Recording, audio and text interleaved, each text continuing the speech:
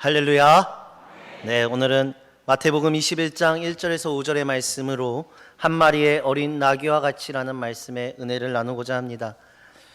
오늘은 종려주일입니다. 우리가 종려주일에 대해서 신앙생활을 해오면서 깊이 묵상할 만한 시간이 많지 않은 것 같습니다. 종려주일의 의미를 신앙생활을 오래 해왔지만 종려나무 가지를 들고 호산나 찬양하는 정도로만 알고 계신 성도님들도 분명히 많으실 것입니다. 오늘은 이 종려주일에 대한 예수님께서 깊게 숨겨놓으시고 예수님께서 의도하셨던 이 종려주일의 예수님의 예루살렘 입성의 의미의 말씀을 나눠보고자 합니다. 호산나 다윗의 자손이여 라는 것까지 제가 오늘 말씀을 드리면 말씀이 너무나 길어질 것 같아서 오늘은 어린 나귀 새끼의 의미만 찾아보려고 합니다. 이 어린 나귀 새끼의 의미를 찾음으로 인해서 하나님께서 우리에게 의미하시는 것들, 예수님이 우리에게 원하시는 것들을 찾아가는 시간이 되기를 원합니다. 제가 이러한 시기에 웬만하면 대통령으로 예를 들고 싶진 않은데 예를 들어서요, 만약에 대통령이 우리 강진 지역에 방문을 한다고 한번 해봅시다. 더군다나 우리가 의전을 담당하게 되어서 의전을 준비를 하는데 내가 담당자예요. 근데 저에게 이제 전화가 오는 겁니다. 나에게 전화가 와서, 대통령이 전화가 와서 의전 차량으로 제일 작은 경차를 준비해 주십시오 라고 하면, 그리고 대통령이 가장 작은 경차로 이 강진 지역을 순방한다면 이 자체만으로 굉장한 우리나라의 이슈가 될 것입니다. 한 나라의 대통령, 한 나라의 왕이 의전을 할 때에 그것을 격에 맞춰서 하는 것이 아니라 경차를 탄다는 것, 그 행위 자체가 그 대통령이 백성들에게 어떠한 메시지, 하고 싶은 말이 있다라는 것을 뜻하겠죠. 그냥 하는 것이 아닐 것이지 않습니까? 대통령이 경찰을 좋아해서, 혹시나 겸손해서 이런 의미가 아니라, 우리가 의전이라는 것은 한 나라의 왕, 대통령의 개인이라는 것은 개인의 취향과 그런 것들을 떠나서 한 나라의 대표이자 한 나라의 그 격에 맞추는 그러한 사람입니다. 그러하기 때문에 그 사람 개인의 취향에 따라가는 것이 아니라, 개인을 대접하는 게 아니라 이 나라 전체의 체면과도 연결되어 있는 사건인데, 그 사건에서 대통령이 경차를 타겠다라고 이야기한다면 그건 분명히 대통령의 의중이 담겨져 있겠죠. 왕의 의중이 담겨져 있을 것입니다. 오늘 이 말씀이 이런 예입니다. 종려주일에 예수님께서 예루살렘에 입성을 하시는데, 단순히 이 사건이 겸손하다, 예수님은 겸손하다, 온유하다를 넘어서는 사건이라는 것을 오늘 우리가 먼저 마음속에 염려에 두고 오늘 말씀을 들으셔야 됩니다. 오늘 말씀은요, 성경의 말씀도 많이 찾게 될 것이고요, 여러분들이 상상력, 마음의 상상을 하면서 그림을 그리시면서 따라오셔야 오늘 이 의미가 더욱더 정확하게 전달될 것입니다.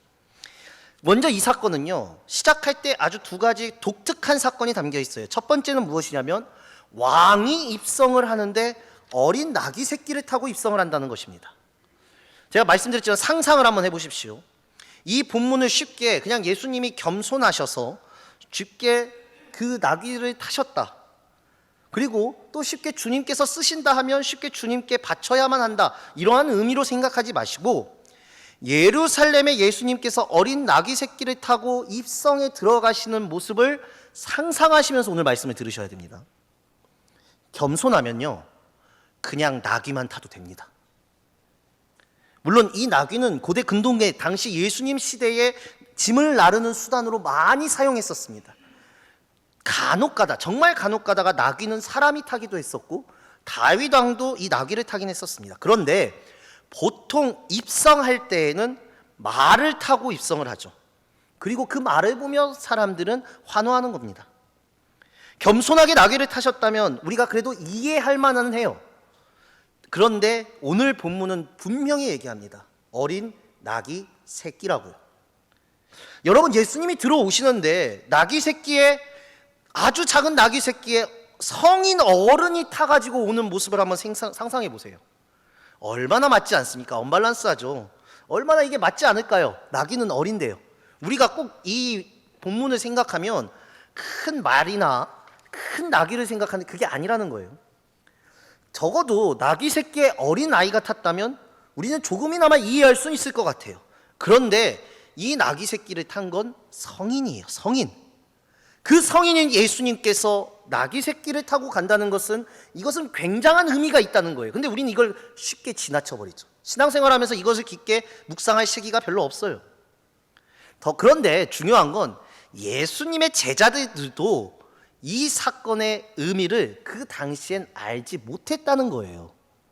왜냐하면 제자들에게 이렇게 말씀하시거든요. 오늘 본문의 2절 3절의 말씀 우리 화면을 보면서 같이 읽겠습니다. 시작. 이르시되 너희는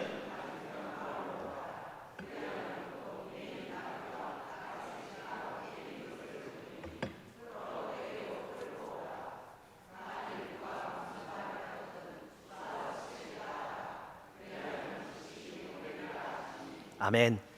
자, 여러분 이 말 진짜 멋있는 말이거든요. 멋있지 않으세요? 예를 들어볼게요. 제가 지금 우리 송미 권사님한테 권사님 저 옆 교회에 가서요 저 옆 교회에 하나뿐인 교회 차 좀 가지고 오세요. 옆 교회예요.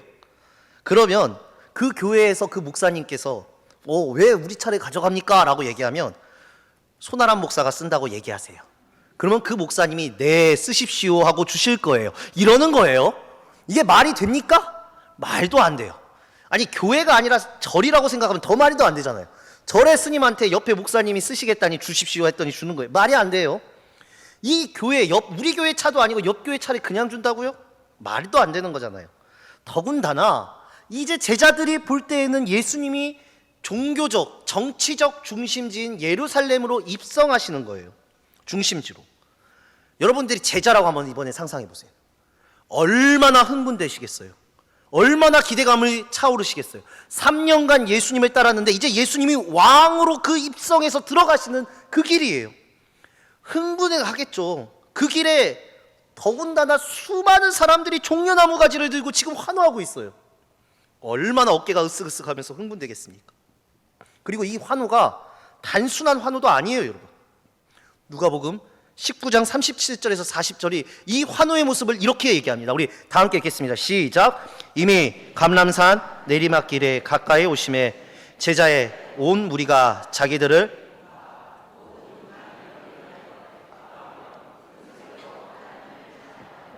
이르되 찬송하리로다.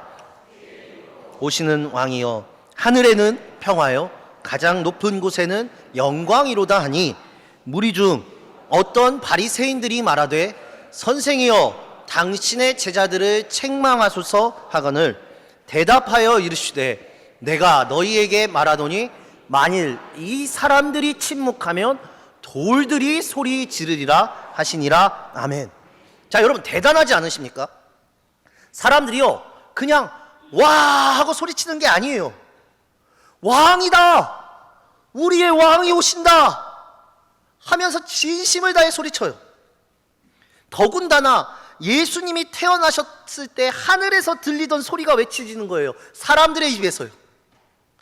입성하는 순간 사람들이 왕이라 고백하면서 난리예요. 더군다나 예수님을 고깝게 봤던 바리새인들은 이것은 신성모독이 될 수 있으니 예수여 자신들의 제자들 지금 환호하고 있는 사람들에게 조용히 하라 하십시오 라고 했는데 지금까지 바리새인의 말에 적극적으로 얘기하시지 않던 예수님도 적극적으로 말씀하세요. 저 사람들이 소리치지 않으면 돌들이 소리칠 것인데. 예수님이 그렇게 강력하게 이 환호성까지 인정하시면서 입성하시는 거예요. 그러면 예수님이 아니라 지금 뒤를 따르고 있는 제자들의 마음은 어떨까요? 내가 만약 제자예요. 엄청나게 흥분하고 엄청나게 예수님의 왕으로 입성하는 그 기대감에 따라서 따라갈 거 아닙니까? 정말 얼마나 흥분되겠어요. 사람들이 소리치는데요. 제자들이 그런데 이걸 어떠한 마음으로 받아들였냐? 제자들은 이것에 취해서 제자들은 어린 나귀 새끼를 보지 않았어요. 어린 나귀 새끼를 타고 가는 예수님의 모습은 눈에 들어오지 않았어요. 생각지도 못했어요. 왜 예수님이 이렇게 하시는지 궁금해하지도 않았더라고요. 실제로 요한은 이걸 두고 이렇게 얘기해요. 요한복음 12장 13절에서 16절입니다. 우리 화면 보면서 같이 읽겠습니다. 시작. 종려나무 가지를 가지고 맞으러 나가 외치되 호산나 찬송하리로다. 주의 이름으로 오시느니. 예수는 한 어린 나귀를 보고 타시니 이는 기록된 바 시온에 따라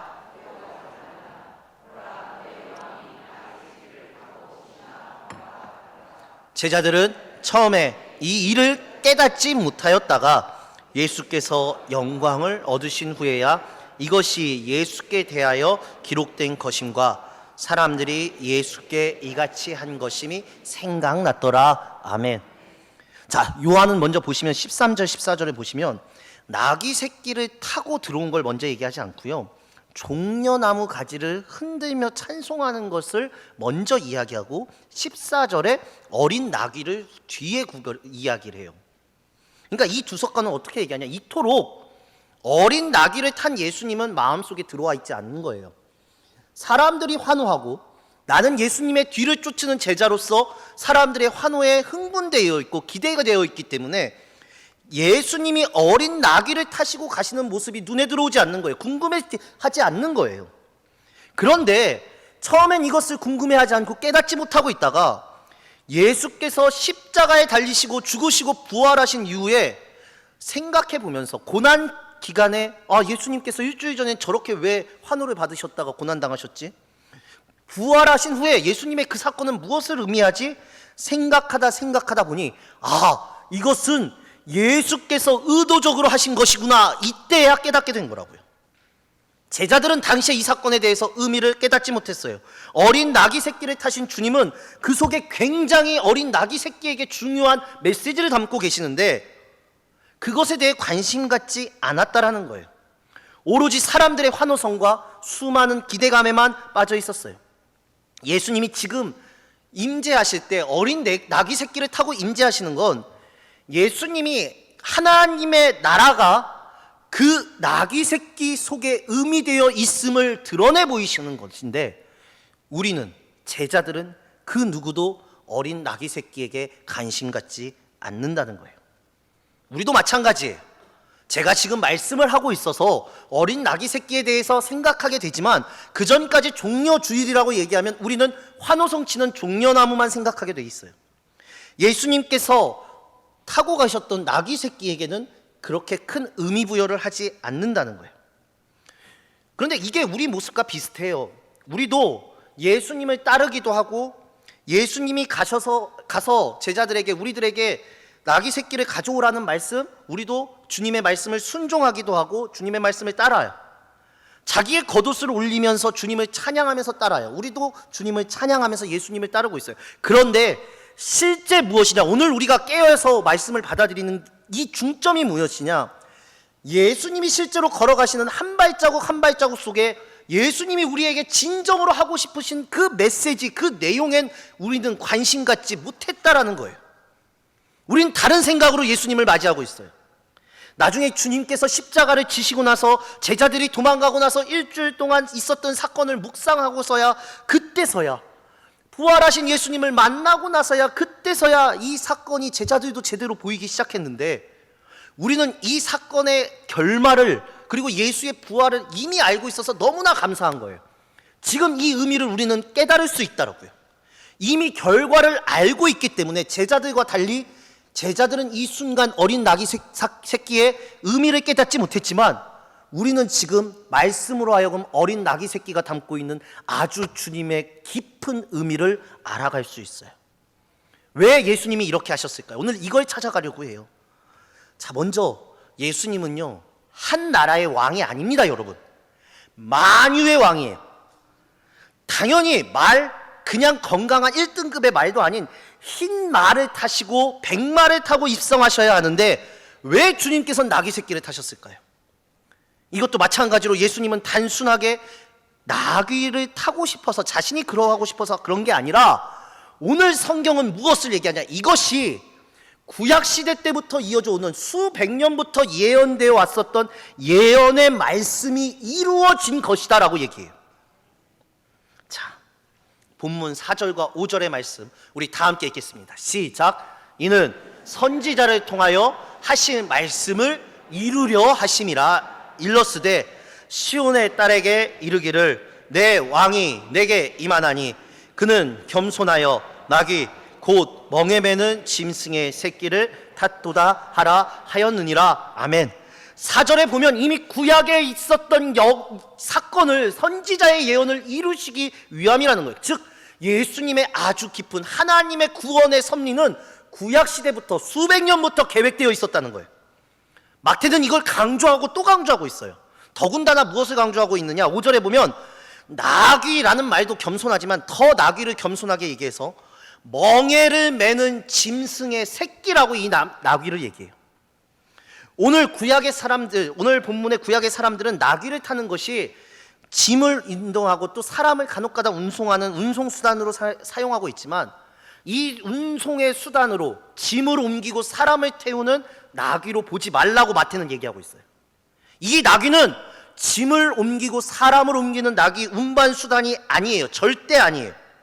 마태가 뭐라고 얘기하느냐? 멍에를 매는 짐승이라고 얘기해요. 멍에예요. 그냥 짐을 옮기기 위한 운반 수단이 아니라 멍에를 메고 있는 짐승이에요. 이게 뭐냐? 결국엔 우리가 지금 초점을 맞춰야 될 건 지금 예수님이 타신 나귀 새끼는 멍에를 매는 나귀라는 거예요. 이게 무엇이냐면요, 구약에 스가랴 선지자의 예언을 가지고 와요. 수백 년 전에 이미 있었던 스가랴 선지자가 예언했던 예언을 이룬다라고 이제서야 하나님의 뜻을 밝히고 있어요. 먼저 마태복음 21장 5절의 말씀은 이 스가랴 선지자의 이 스가랴 9장 9절에서 10절의 예언의 말씀을 그대로 갖고 와요. 오늘 우리가 이 구약시대 스가랴 선지자의 예언을 바라보면서 어린 나귀 새끼를 지금 추적해 갈 건데요, 단순하게 예수님께서 나귀 새끼를 타고 입성하신 것은 단순한 사건이 아니다라는 걸 제가 지금 말씀드리는 거예요. 그때 갑자기 드는 예수님의 생각으로 나귀 새끼 타야겠다, 겸손하게, 그게 아니라 하나님은 이 구원의 역사, 고난의 역사를 수천 년부터 계획하셨고 그것을 이루어가고 계신다라는 거예요. 그 예비된 사건, 그 사건을 얘기합니다.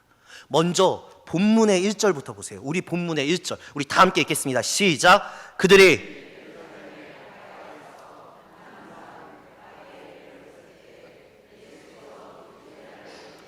자 보세요. 나귀를 가져와라, 주께서 쓰신다라고 외치신 곳이 중요해요. 오늘 장소가 정말 중요해요. 이 장소를 보셔야 오늘 말씀의 비밀이 풀리거든요. 감람산 벳박의 마을 맞은편이에요. 그게 의도적으로 감람산을 이야기하신 거예요.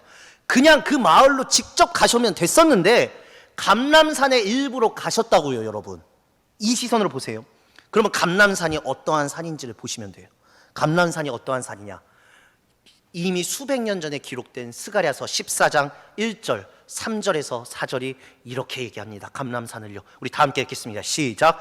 여호와의 날이 이르리라. 그때에 여호와께서 나가사 그 이방 나라들을 치시되 이 왕의 전쟁 날에 싸운 것 같이 하시리라. 그날에 그의 발이 예루살렘 앞 곧 동쪽 감람산에 서실 것이요, 감람산은 그 한가운데가 동서로 갈라져 매우 큰 골짜기가 되어서 산 절반은 북으로 절반은 남으로 옮기고 라고 얘기해요.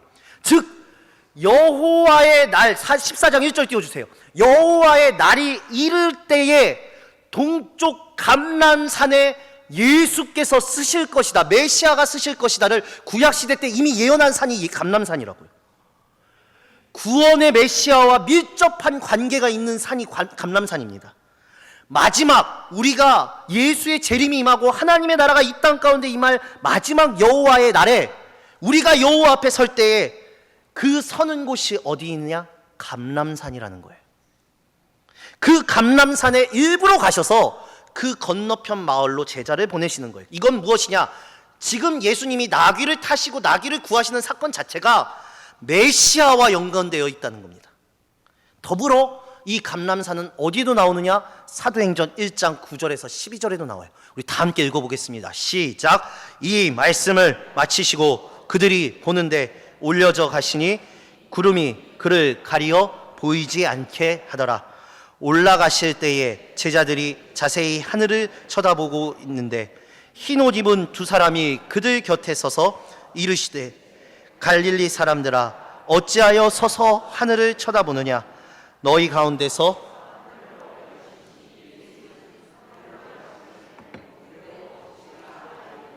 제자들이 감람원이라 하는 산으로부터 예루살렘에서 돌아오니 이 산은 예루살렘에서 가까워 안식일에 가기 알맞은 길이라. 아멘. 이 말씀은 예수님이 예루살렘에 입성하신 이후에 죽으시고 부활하신 이후에 하늘로 승천하신 산이 감람산임을 얘기해요. 그러니까 이 감람하신 산, 감람산은, 감람원의 산은 예수님이 승천하신 산이에요. 굉장히 중요하죠. 제자들이 후에 이것을 깨닫기 시작했을 때 이 감람산에서 메시아와 밀접한 관계가 있음을 여호와의 날, 세상의 재림, 예수 그리스도의 재림, 예수님이 이르시는 날, 그리고 나중에 예수님이 이 땅에 다시 오시는 곳이 감람산인 걸 깨닫고 제자들은 이때부터 눈이 띄어지기 시작하는 거예요. 곧장 마을로 가서 곧장 이야기했으면 됐을 거예요. 그런데 의도적으로 주님은 맞은편 감람산에서 제자들을 보내요. 주께서 쓰시겠다 하라. 이 사건을 위해 하나님이 이미 수천 년 전부터 완벽하게 준비하신 메시아 사건이라는 거예요. 이 예루살렘의 왕의 입성이 말입니다. 여호와의 날이라고 알려주는 그 사건을 갖고 왔는데, 그런데 이 완벽하게 준비하신 여호와의 날 사건에, 예루살렘 입성 사건에 주님은 나귀 새끼를 타고 입성하셨어요. 멍에를 메고 있는 어린 나귀 새끼, 나귀가 아니라 나귀 새끼는 갑작스런 돌발적인 일이 아니라 오래전부터 의도적으로 예언되었다고요. 여러분, 스가랴 9장 9절에서 10절이 이렇게 얘기합니다. 우리 다 함께 읽겠습니다. 시작. 시온에 따라 크게 기뻐할지어다. 예루살렘에 따라 즐거이 부를지어다. 보라, 내 왕이 내게 임하시니 그는 공의로우시며 구원을 베푸시며 겸손하셔서 나귀를 타시나니 나귀의 작은 것 곧 나귀 새끼니라. 내가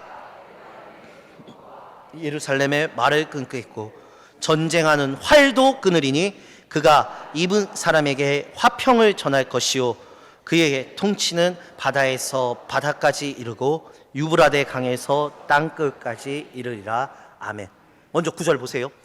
내 왕이 예수 그리스도께서 내게 임하시는데 그는 공의로우고 구원을 베푸시는 분이라. 우리 이거 잘 알고 있어요. 여기까지는 우리가 아는 예수님의 메시아 속성이에요. 예수님께서는 공의로우시고 우리에게 구원을 베푸시는 분이라고 했는데, 그 공의와 구원의 말이 10절에 뭐라고 얘기하냐? 말이라는, 예수님이 타셔야 될 것이 말이 아니라는 말, 그 말의 힘으로 하는 것이 아니라 예수님은 겸손하셔서 나귀를 타신다라고 얘기하는 거예요. 그것도 나귀 새끼를. 하나님의 평화, 샬롬은 이 나귀 새끼로 임한다는 거예요. 10절에 보면은 평화가 임한다고 얘기하거든요. 화평이 얘기하거든요. 그러면 9절에 겸손하셔서 나귀를 타신다라는 의미를 아셔야 돼요. 아니, 겸손해서 나귀 새끼를 타는 거, 우리가 겸손의 의미를 세상적으로 생각하기 때문에 이 겸손의 의미가 완벽하게 다가오지 않아요. 여러분, 먼저 그 전에 세상 사람들이 평화를 만드는 방법이 무엇입니까? 우리가 평화를 만드는 방법이 무엇입니까? 모든 사람들은 평화를 다 원합니다. 세상의 평화를 만들기 위해, 그런데 무엇이 필요하냐? 더 막강한 힘이 필요합니다. 힘을 구축합니다. 왜 전쟁을 하나요? 전쟁하는 사람들에게 물어보십시오. 다 평화를 위해 전쟁을 한다 합니다. 그 전쟁을 하는 사람들에게 싸우는 이유를 물어보면 우리가 힘을 가져야 평화롭다고 얘기합니다. 그게 그런데 아니라는 거예요. 힘으로 눌러서 이루는 평화는 메시아가 이루는 평화가 아니라는 거예요, 여러분. 그런데 세상 사람들의 평화는 다 힘으로 이루는 평화예요. 오늘 예수님이 말씀하시는 평화의 방법은 뭐냐? 겸손이에요. 그 겸손으로 오는 평화가 진정한 샬롬이라는 거예요. 메시아가 오셔도 이 땅에 분명히 예수님께서 메시아가 평화를 이룰 것이다. 그런데 그 평화는 세상의 사람들이 생각하는 평화가 아니라, 그 평화의 방법이 아니라 겸손하셔서 나귀 새끼를 타고 오시는 평화이다 라고 얘기해요. 백마를 타고 흰말을 타고 힘을 가지고 전리품을 취하는 세상이 가지고 있는 왕의 평화가 아니라 예수님이 이 땅에 만드실 평화의 본질은 고난받으시고 비천하게 대우받으시며 세상의 가장 낮은 곳까지 대우를 받으시는 어린 나귀 새끼를 타는 평화를 얘기하는 거예요. 그래서 주님이 어린 나귀 새끼를 타시는 거예요. 자, 우리는 그러면 이제 성경이 말하는 겸손하다의 뜻을 이제 아셔야 돼요, 여러분. 우리는요, 내 말이 먹히지 않으면, 내 힘이 먹히지 않으면 잘못된 거예요. 세상의 말, 그 말을 듣고 있는 사람을 세상적인 사람으로 둔갑시켜버려요. 근데 그게 아니라는 거예요, 여러분. 예수님은 그렇게 하시지 않는다라는 거예요. 우리의 방법대로 하지 않으신다는 거예요. 여러분, 성경이 말하는 겸손은요, 어떨 때는 화를 낼 때도 겸손하다고 얘기해요. 어떤 때냐면 제사장에 가면 비느하스가 시딤에서 가늠한 여인을 보고 창을 던져 창으로 죽여버리거든요. 그때 하나님이 뭐라고 얘기하시냐면, 사람을 죽인 거 가지고 한마디 책망도 하지 않으시고, 네가 하나님 나의 분노로 분노하여서 네가 직접 하나님의 분노, 하나님의 마음을 알았구나, 나의 마음을 알았구나, 내가 너를 제사장의 나라로 삼겠다라고 말씀하세요. 근데 이게 겸손이에요, 여러분. 화를 낼 때도 겸손할 수 있다는 게 이게 성경의 겸손이에요. 즉, 겸손은 하나님의 마음을 아는 게 겸손이에요. 욱하는 게 아니라, 자기 감정이 아니라 철저하게 하나님 앞에 살아가는 모습이, 그 모습이 성경은 겸손이라고 얘기해요. 그렇기 때문에 비천하게 살기를 원하시는 거예요. 비천한 대우. 스가랴 9장 9절에 겸손하셔서 나귀를 타신다는 말의 뜻은 예수 그리스도의 성품을 넘어서서 주님은 자신이 의도적으로 비천한 위치에 내려가셔서 고난을 당하신 것이다 라고 말해요. 그분은 비천한 대우를 받으실 격으로 고난을 당할 그럴 만한 분으로 오셨다는 거예요. 이사야가 얘기하는 종의 노래예요. 흠모할 만한 것이 없는 모습으로 오셨다는 게 그걸 의미해요. 예수님이 무슨 흠모할 만한 모습이 없습니까? 그런데 예수님은 자기 스스로 흠모할 만한 모습이 없도록 이 땅 가운데 낮아지시고 비천해지셨다는 거예요. 그냥 낮아지신 게 아니라 겸손히 비천하게 낮아지셨다는 거예요. 하나님의 뜻을 따르기 위해서 고난을 기꺼이 감수하는 신앙의 태도와 자세, 이것을 겸손이라고 이야기합니다, 여러분. 왕인데 왕의 대접을 받는 것이 아니라 기꺼이 하나님의 뜻이라면 나는 그 뜻에 순종하겠다, 그렇게 가겠다가 나귀가 아닌 멍에를 매는 나귀 새끼로 표현된 것이에요. 다시 말할게요. 오늘 예수님이 타신 나귀 새끼는, 짐을 지고 가는 나귀 새끼는 하나님, 예수님의 모습을 담겠다라는 믿음의 고백입니다, 여러분. 그게 예수님의 모습이에요. 그럼 다시 돌아가 볼게요. 대통령이 강진에 와서 내가 경찰을 타겠습니다 라고 굳이 이야기하는 건 그것에 메시지가 있다고 했죠. 그 소식이 퍼져나갔을 때 주변의 사람들은 무엇인가 이 대통령이 하고자 하는 내용을, 말을, 의미를 알아보려고 한다고 했겠죠. 제자들이 나중에 예수님이 나귀 새끼를 타신 걸 가지고 깨달은 게 무엇일까요? 그 깨달은 걸 지금 여러분들이 이 시간 하나님께서 우리에게 깨닫기를 원하시는 의미예요. 그러면 여러분, 정리할게요. 상상해 보세요. 자, 생각해 보세요. 떠올려 보세요. 그려 보세요. 종려주일이에요. 왕을 기다리는데 왕께서 입성하세요. 그런 때 깜짝 놀라요. 왜냐? 나귀도 아닌 멍에를 매는 나귀 새끼에 타고 어른이 와요. 여러분들이 나귀 새끼가 되어보세요. 사진이요. 감람산 건너편 벳박의 마을에, 그 마을에서 자랐어요. 누가복음에 보면 단 한 번도 짐을 메어 보지 않은 새끼 나귀예요. 한 번도 짐을 메지 않고 사람을 태워본 적이 없는 어린 새끼, 저렇게 연약한 어린 새끼 나귀예요. 그런데 그 나귀 새끼 위에 성인 남자가 타 있는 거예요. 엄청나게 큰, 자기보다 2~3배의 몸짓이 큰 성인 남자가 타고 있어요. 한 번도 짐을 메본 적이 없는데요. 얼마나 이 나귀 새끼가 불편했을까요? 얼마나 힘들었을까요? 예수를 메고 다면서. 그리고 예루살렘에 입성하는데 많은 사람이 환호를 질러요. 얼마나 당황했을까요? 그 사람들이 자기 자신 나귀 새끼를 바라보고 있나요? 아니에요. 다들 자기 욕심만을 따라 왕을 보고 환호하는 그러한 광적임밖에 없어요. 그런데 그 나귀 새끼는 묵묵하게 예수를 메고 십자가의 길을 가고 있는 거예요. 그 나귀 새끼가 예수를 모시고 있는 거예요. 불편하죠? 두렵죠? 당황하죠? 힘들죠? 어린 나귀 새끼가요. 그런데 여러분, 제가 어린 나귀 새끼가 되어보라고 말씀드렸죠. 이렇게 살면 안 되나요? 여러분들 이렇게 사시면 안 됩니까? 한 마리의 어린 나귀 새끼들처럼 살아가면 억울한 인생입니까? 그냥 우리가 나귀 새끼와 같은 대접을 받으면 그게 억울한 것입니까? 세상에서 인정해주지 않고 살아가면 그게 억울한 삶입니까? 우리는 다 주님의 오른편 왼편에만 서고 싶어하고 그러한 모습만을 떠올리고 있어요. 그런데 나귀 새끼와 같으면 안 돼요, 여러분. 주님이 드러나시는데, 주님을 지금 모시고 있는데 얼마나 내가 말이 되어 발걸음 씩씩하면서 자랑할 것만 생각하고 계십니까, 여러분? 주께서 쓰시겠다 하여 갔는데 그의 길이 두렵고 떨리고 한 번도 메어보지 못하고 한 번도 가보지 못한 길을 두려운 마음으로 무겁게 가고 있는데, 고통스럽게 그 길을 가고 있는데, 그것이 주님을 드러내고 주님이 걸어가시고 나를 통해 일하시는 길이라면 여러분들은 어린 나귀와 같이 이러한 인생을 살아가실 수 있으십니까? 오늘 우리 마음에 큰 불편함이 있어야 돼요. 이 어린 나귀 새끼를 보면서요. 우리의 불만과 우리의 모든 마음은 다 제자들과 같아요.